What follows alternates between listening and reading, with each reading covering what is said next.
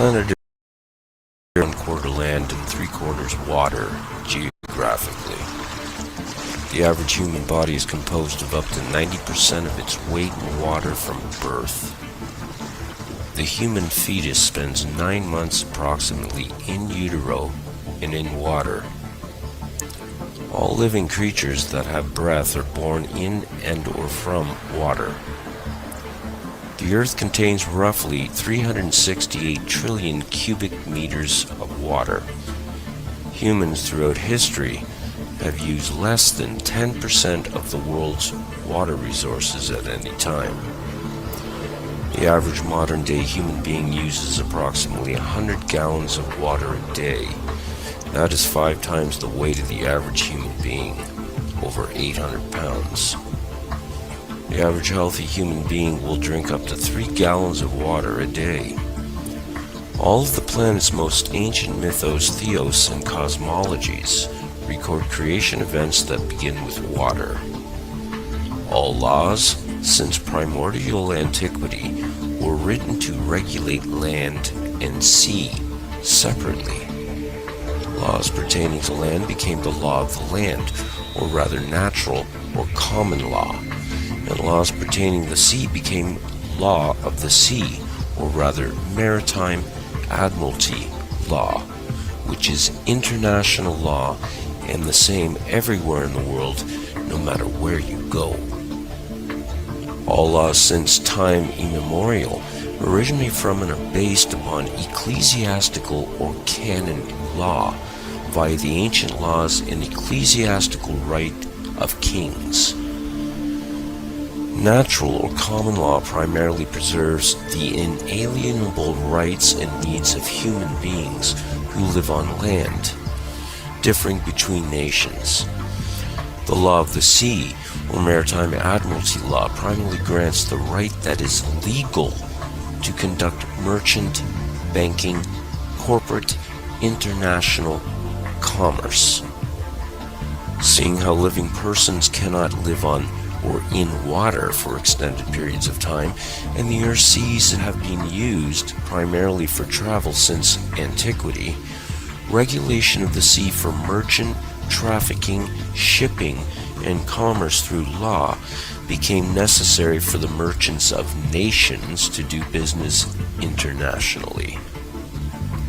The law of the sea, maritime admiralty law, is universal and transcends all national boundaries and laws legally. What is legal is not necessarily lawful.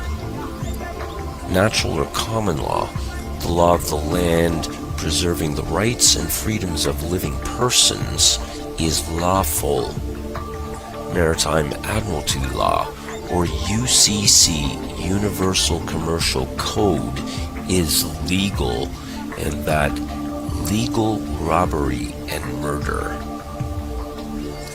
In ancient Rome, a Roman maxim law stated that he who will be deceived, let him be deceived, which means the responsibility of the deception is on the one that is deceived by it. Basically, if you get it up the hoop, or what we commonly refer to as being stiffed, shafted, that's your problem. Unbeknownst to everyone, maritime admiralty law, the international law of the high seas, came upon land like a flood and made every man, woman, and child since that time dead in the water.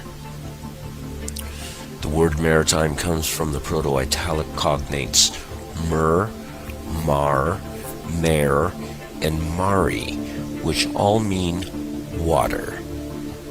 These cognates are found in words like commerce and merchant and maritime. The water that flows by currents in rivers is directed by the river banks. Water that flows in the world of maritime admiralty law is money, because money is water. Money is currency. It's liquid, as in liquid assets, Money, or monai, mono-I, or simply one eye in maritime admiralty banking laws, is the lifeblood, the cash flow of the system of merchandising and traffic. To traverse this fictional world, there must be ships. Ships traverse water or the sea, and when they come to land, they come into a port. When you plug your electronic device into a computer, you're plugging it into a USB port, a universal serial bus port. The world of the internet is analogized with water as well. We have the deep web, and when you do a live social media broadcast on the internet, you are streaming the show. When a ship pulls into the port, it comes down a canal to where there is a dock, and there the ship is tied off. The ship's captain submits to the dockmaster a manifest of birth, a license and manifest of goods and services being delivered by the ship to the dock. The dockmaster signs the manifest claiming the cargo as property now of the ward, which includes livestock. All ships are female. A woman is a ship. A man is a fabricator. A man delivers semen into a vessel. The woman bears the cargo of the semen and labors for 9 months, wherein her water breaks, and the semen in the hold come down the birth canal through a port of entry and are delivered in a hospital delivery room. According to Black's Law Dictionary, a hospital is also a bank and also a church. The woman has shipped newly birthed Admiralty maritime product, stock, livestock, cargo. A doctor will untie the ship from the cargo, stock, the product, by cutting the umbilical cord to the ship or vessel and sign a birth certificate, a manifest of birth, after the cargo has been stamped or daubed by a footprint and fingerprint with blood and ink. And after the informants, which are your parents, sign the manifest, which is plainly written on the certificate itself, your parents, the informants, are informing the doctor that the cargo, the stock, is now delivered and can be claimed by signature. The doctor signs the certificate, making you now lost at sea as unclaimed corporate property, cargo, stock, product, commodity. You are now legally dead in the water, and your name appears in all capital letters and on every other legal document. And as I said, legal is not necessarily lawful. The word capital, capital, etc. comes from the Latin caput, which means skull, and the word El, which is named for the Phoenician, Hebrew, and Roman god Saturn, which can be found in the Bible. Capitol is where we get Capitoline Hill, Golgotha, Capitol Hill, as in Washington, D.C.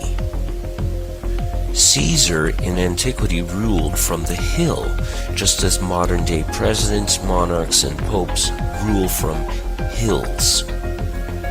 A gangster may shoot someone in the head and say, "I capped him," a euphemism for a bullet causing death to the head.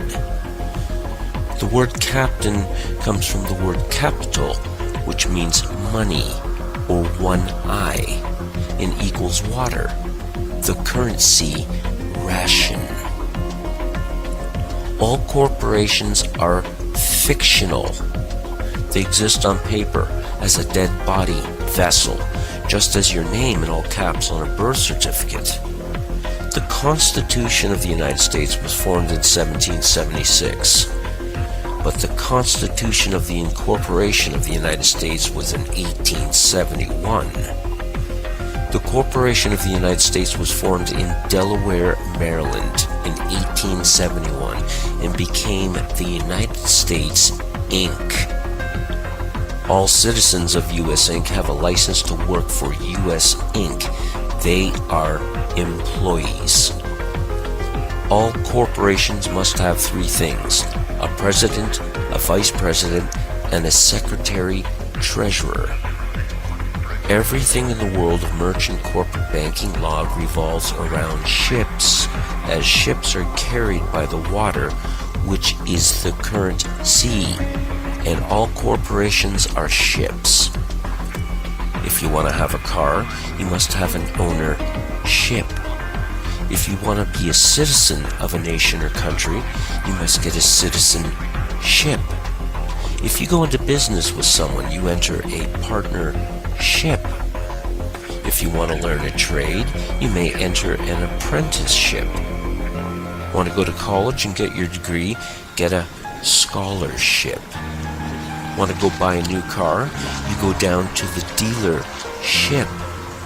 If you are traveling by car, you may enter a township before you enter the very town. When a man and woman get married, and the word invokes maritime admiralty law, they enter a business contract and obtain a marriage license to do business as a partnership. If you go to a church, which means a bank according to Black's law, you are going to a place of worship. Everything is a vessel, a fictional ship created out of thin air on paper in the sea of corporate commercial banking laws and pirates of the high seas. A person, according to Black's Law Dictionary, is a monster. According to canon law, Goyim, translated from the Hebrew to mean nations, cattle, chattel, animals, beasts, non-human according to rabbinical sources which are authoritative in ecclesiastical or canon law, which includes Talmudic rulings. Goyim have no rights. Admiral or admiralty laws apply to the authority of the captain, who is the admiral of the ship. The captain, or rather the admiral, who has absolute power and control of the ship, can make up the rules as he goes along. The word admiral comes from the cognates admire, and the Phoenician Hebrew Roman name of deity, Saturn El. Wherever there is a crown, you had better admire and have admiration for the king who is the captain, commander-in-chief, or else. Under common law, there's no such thing as a victimless crime, and a victim receives compensation and redress for damages. Aboard a ship, the captain can make any act of crime and he can impose sanctions accordingly. If you have a house and want to sell it, you put it up for sale. You are placing a sale on a ship which will set sail and dock to another port when sold. When you send a package somewhere abroad, you are shipping it, even though it's more than likely traveling by land. If you are losing your house, it's said that your house is underwater. If you get in trouble with the IRS, or if you go to prison, it's said you have landed in hot or deep water, and someone has to come and bail you out. A ship pulls into a port and gets tied off at a dock. When you go to a court, your case is placed in a docket. All courts in the land are judiciaries. They are judicial courts operating under mixed Roman, common, canon, and admiralty maritime law under a crown. They are ships docked on land. This according to the Judiciary Act of 1789 passed by Congress, which made all district courts admiralty courts having maritime admiralty jurisdiction. The United States of America and the United States are two different entities. One is a corporation, the other employees of the corporation. The United States of America never ever did win its independence from the Crown in the Revolutionary War.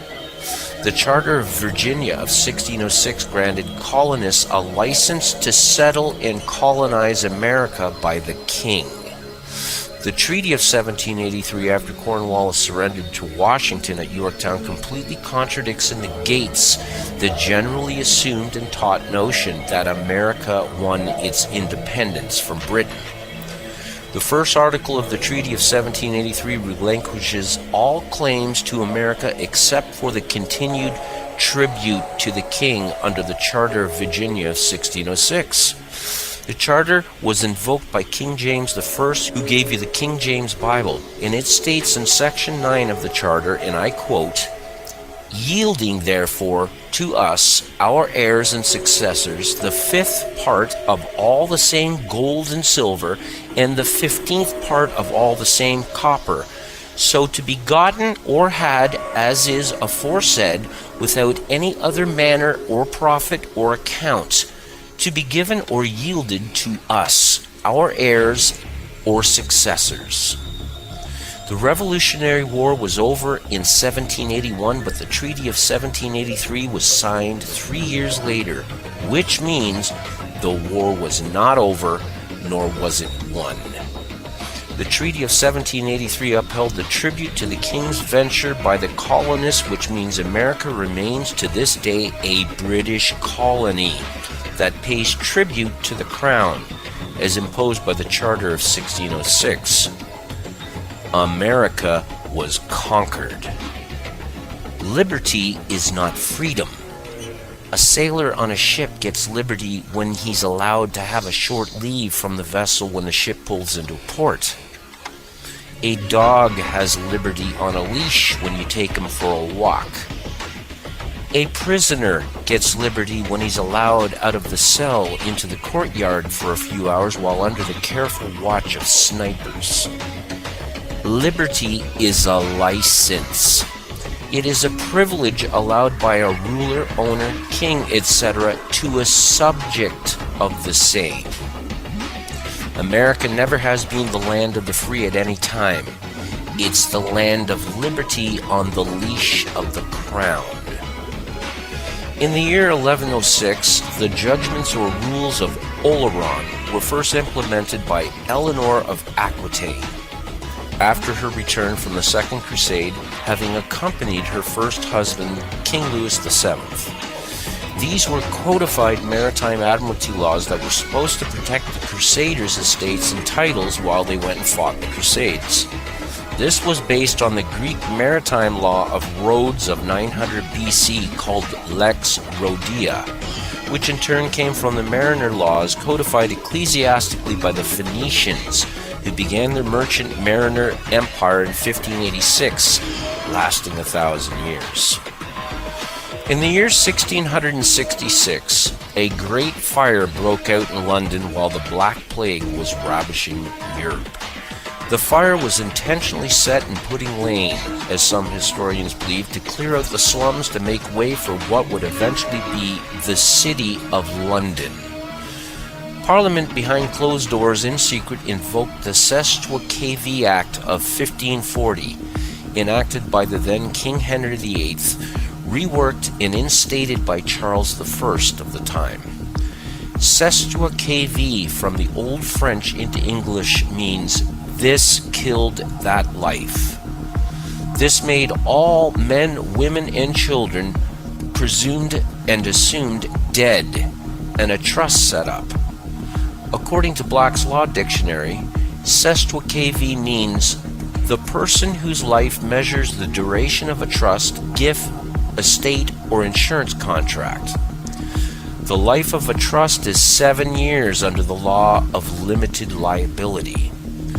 This act is most diabolically evil because it killed everyone and gave them 7 years to claim back their lives. The fires of 1666 also created the only parcel of land on the planet that does not have a title deed. the Golden Mile, the City of London, which is a corporation having its own flag, its own constitution and laws, its own defense and police forces. The Golden Square Mile holds the Bank of England, the London Metal Exchange, Fleet Street, FTSE Stock Exchange, the Royal Mint, and the Old Bailey Courthouse. The United States channels billions yearly to the Bank of England to pay the Crown's tribute. In 1913, the Federal Reserve was set up, the brainchild of a secret meeting held on Jekyll Island in 1910. As United States Inc.'s debt soared well above the estimated gold reserves the corporation of the U.S. held as a standard for the dollar, the Federal Reserve Act was passed on Christmas Eve while Congress was away, giving the power for a foreign corporate entity to print fiat and collect interest on monies created from thin air. A bank does not loan you money. That's illegal.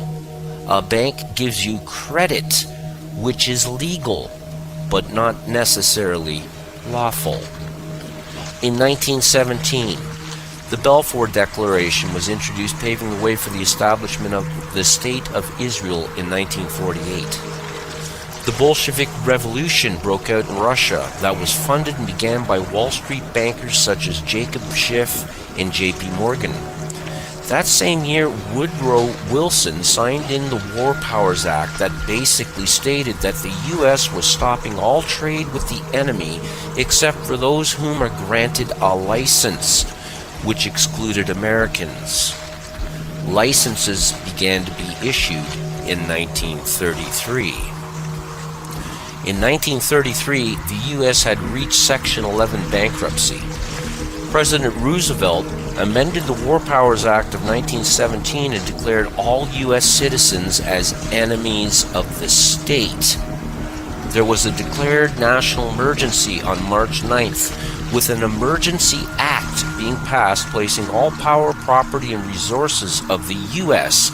into the hands of the President under martial law that has continued ever since.